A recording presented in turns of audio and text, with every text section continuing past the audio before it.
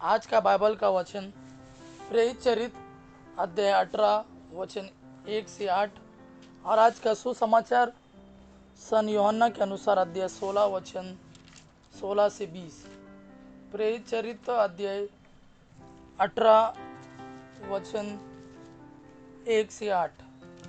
इसके बाद पौलुस एथेंस छोड़कर कुरिन्थ आया, जहाँ अक्विला नामक यहूदी से उसकी भेंट हुई। अक्विला का जन्म पोंतुस में हुआ था। वह अपनी पत्नी प्रिसिला के साथ इटली से आया था, क्योंकि क्लौदियोस ने यह आदेश निकाला था कि सब यहूदी रोम से चले जाए। पौलुस उनसे मिलने गया और उनके यहाँ रहने तथा काम करने लगा, क्योंकि वह एक ही व्यवसाय करता था, वे तंबू बनाने वाले थे। पौलुस प्रत्येक विश्राम के दिन सभागृह में बोलता और यहूदियों तथा यूनानियों को समझाने का प्रयत्न करता था।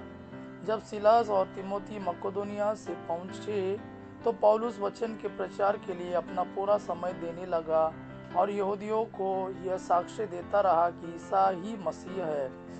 किंतु जब वे लोग पौलुस का विरोध और अपमान कर रहे थे तो उसने अपने वस्त्र की धूल झाड़कर उनसे यह कहा, तुम्हारा रक्त तुम्हारे सिर पड़े।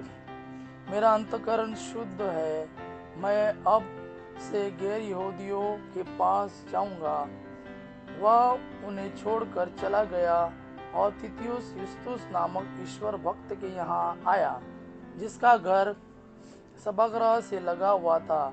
सभागृह के अध्यक्ष क्रिस्पुस ने अपने सारे परिवार के साथ प्रभु में विश्वास किया। बहुत से कुरिन्थ भी पौलुस की बातें सुनकर विश्वास करते और बपतिस्मा ग्रहण करते थे।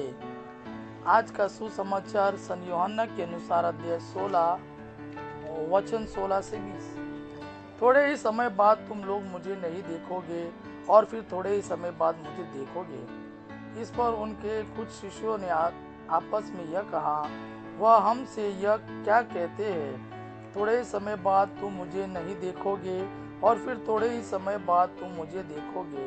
और क्योंकि मैं पिता के पास जा रहा हूँ, इसलिए वे कहते थे।